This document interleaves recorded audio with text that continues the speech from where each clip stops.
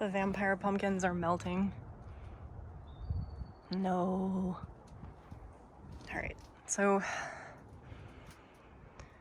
Hi, Mama. Your babies are gonna get moved soon. You have empty greenhouse syndrome. So Mama's still doing good. I need to pin her vines up again to that top bar because they're already long enough that they're hanging down. Let's see. I think this is the tallest one right here. If I get down level, you can kind of see that this one in the corner is poking up. The ones that have the most fruit on them are the ones I transferred into the green box first, which is everything on this first table.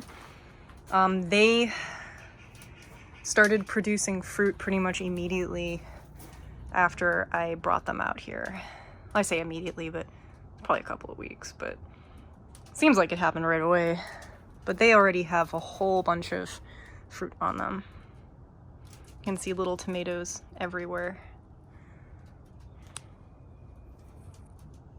Lots.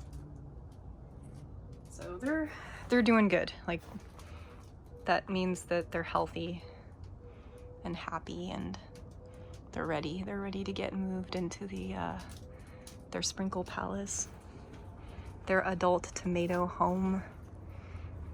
They can start their own little tomato lives and have their own adventures. It's gonna be a good life.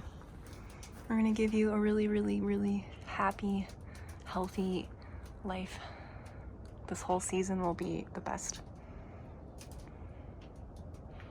But I think, yeah, I'm gonna pick 8 from this general area. And the ones in the front, probably, because I can get to them easier. They'll be the first to move. But today's the day. That's really exciting.